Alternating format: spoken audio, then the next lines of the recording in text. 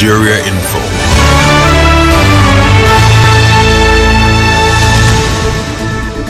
Good afternoon. It's Monday, October 20th, 2025. INEC's continuous voter registration is still on. Use the opportunity to register to vote. On the news this afternoon. Free Nnamdi Kanu now protesters flee as security operatives fire shots in Abuja. 5 years after NSAS, activist says police brutality still persists. River State government extends flood prevention exercises in Port Harcourt. Minister of Works Umahi orders 14-day termination notice to CCECC over collapsing Port Harcourt Aba Road. On the foreign scene, U.S. President Trump says Gaza ceasefire still in place. I am Ifechukwu Muonyili with the news. Now, security operatives this Monday morning fired tear gas at protesters demanding the release of leader of the indigenous people of Biafra, Nnamdi Kanu, in Abuja. Activist Muonyili led the march despite a court order and police warnings. Protesters chanted, "Free Nnamdi Kanu now. It's our constitutional right to protest and don't tear gas us," before the police shots eventually dispersed them. Eyewitnesses confirmed this, saying security operatives fired shots in the air and released tear gas. The demonstrators later regrouped, chanting, "Free Nnamdi Kanu now," and "Tear gas cannot stop us." Have a listen to this.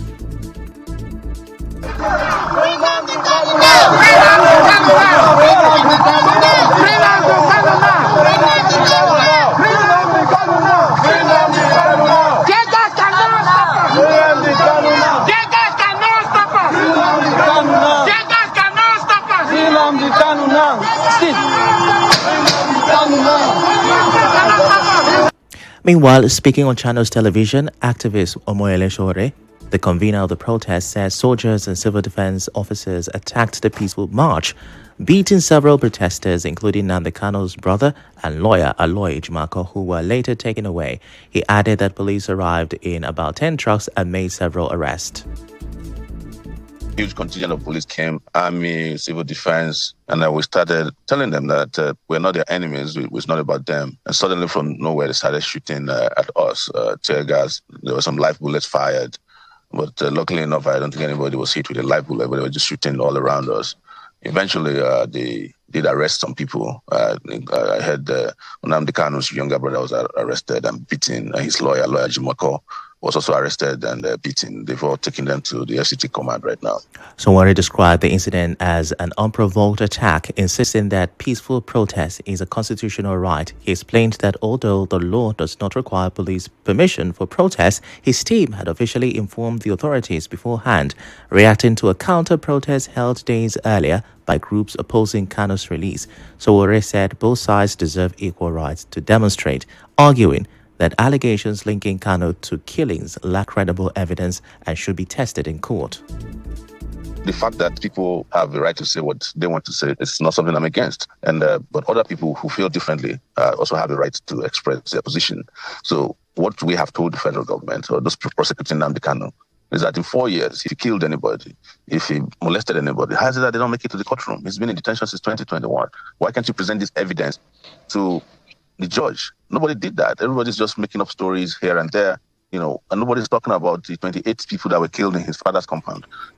Sowore also recalled that the Court of Appeal had discharged and acquitted Nnamdi Kanu, yet the government refused to release him, calling it a violation of the judicial process. Sowore said Kanu's only crime is his call for self-determination.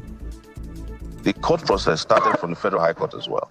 He went to the Court of Appeal. The Court of Appeal determined that Nnamdi Kanu did not commit any offense, discharged and acquitted him in 2022. This is public knowledge. How come nobody respects that court order? Was he ever released for 1 day, even after the Court of Appeal took that decision? This case went to the Supreme Court, determined that he did not violate his bail condition. Was his bail ever reinstated because of that? Never. So you cannot tell me about court processes, because I know that these court processes have been violated repeatedly.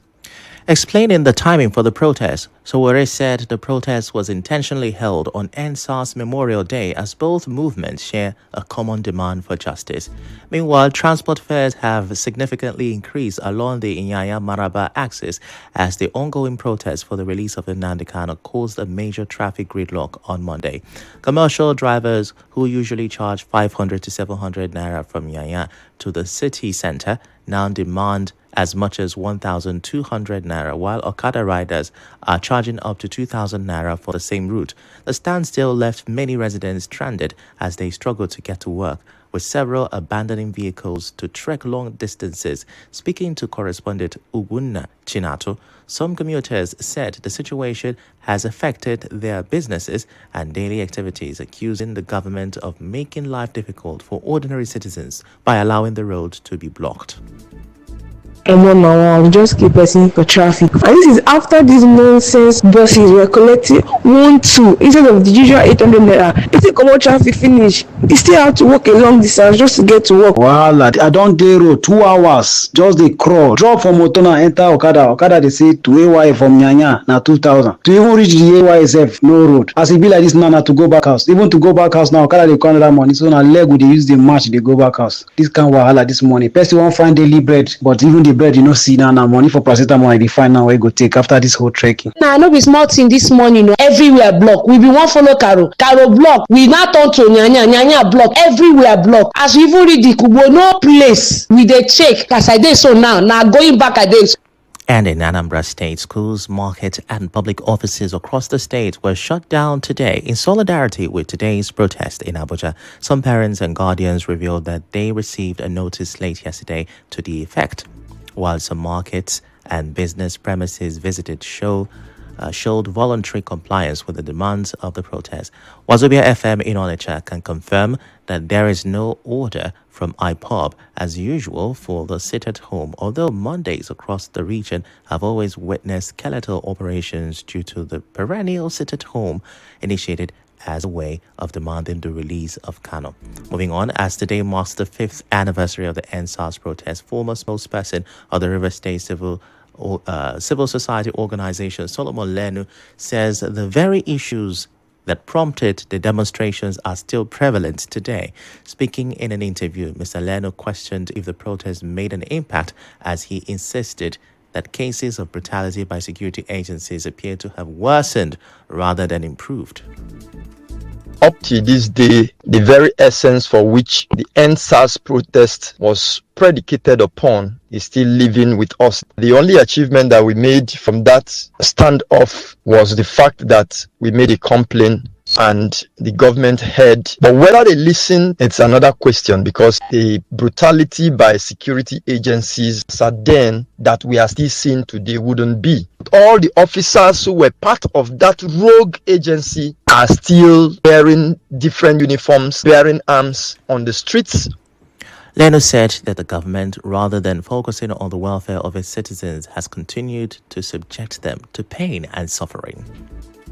Making sure that there is cohesion, making sure that there is peace, making sure that the people are pacified should be the topmost priority in any policy that government should make at this point. Look at all the things that should make life easy, which ordinarily was the main crux of the issue that necessitated the NSAS. But up to this day, education is not working, medical care system is failing. The current administration came up with so many obnoxious policies that has fostered pains on the people of Nigeria. We go on a quick break. When we return, Minister of Works Umahi orders 14-day termination notice to CCECC over collapsing Port Harcourt-Aba Road. Stay with us.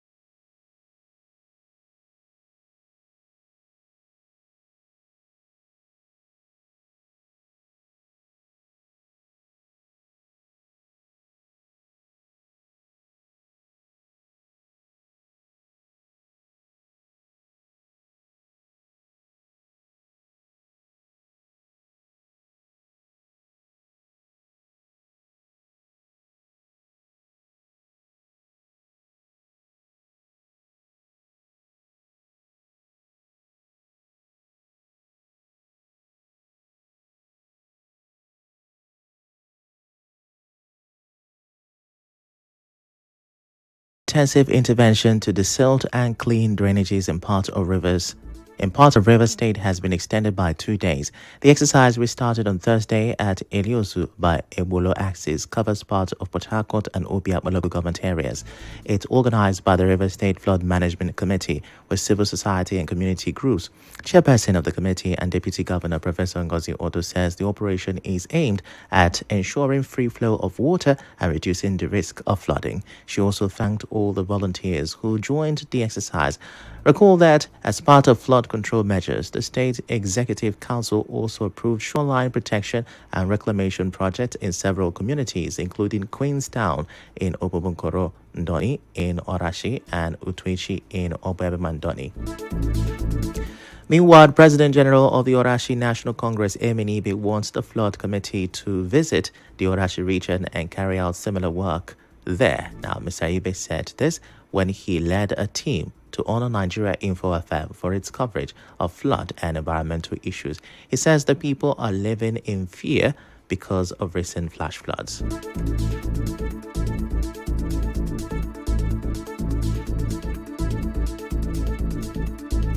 Most of the waterways in Orashi is being blocked. The state government, the state flood committee need to swing into action to see how they come to the aid of our people by carrying out immediate action to mitigate the effect of flood.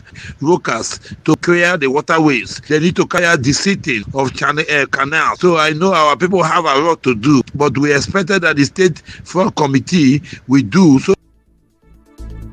Ibe also called on local government chairmen to set up their own flood committees. We expected that the state flood committee will do so that the local government council will also emulate from the state government flood committee and or set up a flood committee in their various local government areas. The Orashi National Congress President General spoke more on the reason for honoring Nigeria Info FM. In recognition of your immense contribution, our people are happy for your excellent performance over the years. All we can say to spoil you to do more is to give you this, present to you this certificate of excellence as a way of appreciating the good work you have been doing. To politics now, the African Democratic Congress ADC says defections to the APC would not save the ruling party from defeat in the 2027 elections. The ADC was reacting to a recent comment by Netanwe Yowata, chairperson of the APC, who said notable figures from the opposition party would join the ruling party this week. In a statement issued on Sunday, ADC spokesperson Bolaji Abdullahi said the rush for membership of the APC from different political groups shows the ruling party now realizes it has become very unpopular among ordinary Nigerians who are angry with the APC for the hardship they are facing. PDP National Secretary Samuel Ayanwo has petitioned the Independent National Electoral Commission (INEC), the Department of State Services (DSS), and the Nigeria Police Force over an alleged forgery and cloning of his signature in 3 separate letters dated October 15. Ayanwo raised alarm over a letter purportedly addressed to INEC and bearing his forged signature in relation to the PDP's 2025 elective national convention. He said the letter, dated August 25, was circulated to INEC without his knowledge or authorization. And our Minister of the FCT, Nsomwike, has denied nursing any presidential ambition. Now, this follows reports that some PDP leaders are urging him to contest the 2027, I beg your pardon. But in a statement, his aide, Lere Olayinka, described the claim as a lie from idle minds. Wike also declared support for President Bola Tinubu's re-election in 2027. Away from that, Work Minister Dave Umahi says President Bola Tinubu is working hard to ensure the Enugu-Port Harcourt Expressway is completed